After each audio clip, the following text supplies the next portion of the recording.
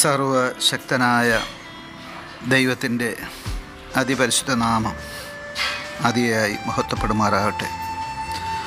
കർത്താവിൽ പ്രിയ ദൈവമക്കളെ, നിങ്ങൾക്കേവർക്കും ജീസസ് വോയിസ് മെസ്സേജ് എന്ന പ്രഭാത ദൈവവചന ധ്യാന ശുശ്രൂഷയുടെ പുതിയൊരു എപ്പിസോഡിലേക്ക് സ്നേഹത്തോടെ സ്വാഗതം. അല്പസമയ ധ്യാനത്തിന് ഒരു തിരുവചനം വായിക്കുന്നു. സങ്കീർത്തനം 6 3-ാം തിരുവചനം. എൻ്റെ പ്രാണനും അത്യന്തം ഭ്രമിച്ചിരിക്കുന്നു, നീയോ യഹോവേ എത്രത്തോളം. എൻ്റെ പ്രാണനും അത്യന്തം ഭ്രമിച്ചിരിക്കുന്നു, നീയോ യഹോവേ എത്രത്തോളം.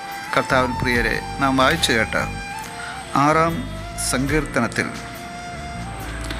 3-ാം തിരുവചനത്തിൽ ദാവീദ് ദൈവത്തോട് ചോദിക്കുന്ന ഒരു ചോദ്യമാണ് കാണുന്നത്. ആ ചോദ്യത്തിൽ ഉൾക്കൊള്ളുന്നത് താൻ അനുഭവിക്കുന്ന ബുദ്ധിമുട്ടുകളാണ്, പ്രയാസങ്ങളാണ്, പ്രശ്നങ്ങളാണ്. ഇതിലൊന്നാമതായി 6-ാം സങ്കീർത്തനം 1-ാം വാക്യത്തിൽ പറയുന്നത്, ദൈവകോപം ഹേതുവായി എന്നെ ശിക്ഷിക്കരുതേ എന്നാണ് അദ്ദേഹം പ്രാർത്ഥിക്കുന്നത്. അങ്ങനെ പ്രാർത്ഥിക്കണമെങ്കിൽ ദാവീദ് അരുതാത്തത് അഥവാ ദൈവഹിതത്തിന് വിരുദ്ധമായി എന്തെങ്കിലും പാപം ചെയ്തു എന്നുള്ള ഒരു ബോധ്യം അദ്ദേഹത്തിന് വന്നു കാണും. ദാവീദിൻ്റെ സ്വഭാവം എപ്പോഴും അങ്ങനെയായിരുന്നു. എപ്പോഴെങ്കിലും ഒരു പാപം തൻ്റെ ജീവിതത്തിൽ വന്നു എന്ന് കണ്ടാൽ അദ്ദേഹം അനുതപിക്കുവാനും പ്രാർത്ഥിക്കുവാനും തയ്യാറായിരുന്നു. 6-ാം സങ്കീർത്തനത്തിൻ്റെ ആദ്യ വചനത്തിൽ അദ്ദേഹം, ദൈവമേ, അങ്ങയുടെ കോപത്തിൽ എന്നെ ശിക്ഷിക്കരുതേ, അങ്ങയുടെ ക്രോധത്തിൽ എന്നെ ദണ്ഡിപ്പിക്കരുതേ എന്ന് പ്രാർത്ഥിക്കുവാൻ തക്കവണ്ണം ഏതോ ചില പാപങ്ങൾ അദ്ദേഹത്തിൻ്റെ ജീവിതത്തിൽ വന്നിരിക്കാം. എന്തായാലും ദാവീദ് ദൈവത്തോട് പ്രാർത്ഥിക്കുകയാണ്, ദൈവത്തിൻ്റെ കരുണയ്ക്കായി പ്രാർത്ഥിക്കുകയാണ്. 6-ാം സങ്കീർത്തനം 2-ാം വാക്യത്തിൽ അതാണ് നാം കാണുന്നത്. എന്നോട് കരുണയുണ്ടാകണമേ എന്ന് അദ്ദേഹം പ്രാർത്ഥിക്കുന്നു. 51-ാം സങ്കീർത്തനത്തിലും ദാവീദ് ഇത് തന്നെ പ്രാർത്ഥിച്ചു. അരുതാത്തത് ചെയ്തു പോയിട്ട് താൻ പാപം ചെയ്തു എന്ന് ബോധ്യപ്പെട്ടപ്പോൾ, ദൈവമേ, അങ്ങയുടെ കരുണയുടെ ബഹുത്വപ്രകാരം എന്നെ വിടുവിക്കണമേ എന്ന് പ്രാർത്ഥിക്കുവാനിടയായി. ഇവിടെ 6-ാം സങ്കീർത്തനം നാം ധ്യാനിക്കുമ്പോഴും അതുതന്നെയാണ് കാണുന്നത്. തൻ്റെ ജീവിതത്തിൽ വന്ന ഏതോ തെറ്റുകൾ, കുറ്റങ്ങൾ, ലംഘനങ്ങൾ, അകൃത്യങ്ങൾ, പാപങ്ങൾ, ദൈവത്തിൻ്റെ കോപം തൻ്റെ മേൽ വരുവാൻ ഇടയാക്കിയെന്ന് അദ്ദേഹം ആശങ്കപ്പെടുകയാണ്, പ്രാർത്ഥിക്കുകയാണ് ദൈവത്തിൻ്റെ കരുണയ്ക്കായി. ഈ സമയം അദ്ദേഹം ആയിരുന്ന അവസ്ഥ ഈ സങ്കീർത്തനത്തിൽ വളരെ വ്യക്തമായി രേഖപ്പെടുത്തിയിരിക്കുന്നു. 2-ാം വചനത്തിൽ, 6-ാം സങ്കീർത്തനം 2-ാം വചനത്തിൽ അദ്ദേഹം തളർന്ന അവസ്ഥയാണ്, ഒപ്പം സൗഖ്യമില്ലാത്ത അവസ്ഥയാണ്. 6-ാം സങ്കീർത്തനം 3-ാം വചനത്തിൽ താൻ ഭ്രമിച്ചിരിക്കുകയാണ്. 6-ാം സങ്കീർത്തനം 4-ാം വാക്യത്തിലേക്ക് വരുമ്പോൾ പ്രാണരക്ഷയ്ക്കായി പ്രാർത്ഥിക്കുകയാണ്, ദൈവത്തിൻ്റെ കാരുണ്യത്തിനായി പ്രാണരക്ഷയ്ക്കായി പ്രാർത്ഥിക്കുകയാണ്. 6-ാം സങ്കീർത്തനം 6-ാം വാക്യത്തിലേക്ക് വരുമ്പോൾ തകർന്നിരിക്കുന്ന ദാവീദിനെ നമുക്ക് കാണാം. ഉറക്കം പോലും ഇല്ലാത്ത അവസ്ഥ. ഉറക്കം മനുഷ്യന് അത്യന്താപേക്ഷിതമായ ഒന്നാണ്. എന്നാൽ ദാവീദിന് ഈ പ്രതിസന്ധികളുടെ മധ്യത്തിൽ ഉറങ്ങുവാൻ കഴിയുന്നില്ല എന്നുള്ളതാണ്. കണ്ണുനീരുകൊണ്ട് തൻ്റെ കട്ടിൽ പോലും നനഞ്ഞ സ്ഥിതി എന്നാണ് അവിടെ രേഖപ്പെടുത്തിയിരിക്കുന്നത്. 6-ാം സങ്കീർത്തനം 7-ാം വാക്യത്തിൽ ദുഃഖം കൊണ്ട് തൻ്റെ കണ്ണ് കുഴിഞ്ഞ സ്ഥിതിയിലാണ്. ഈ അവസ്ഥയ്ക്കൊക്കെ കാരണം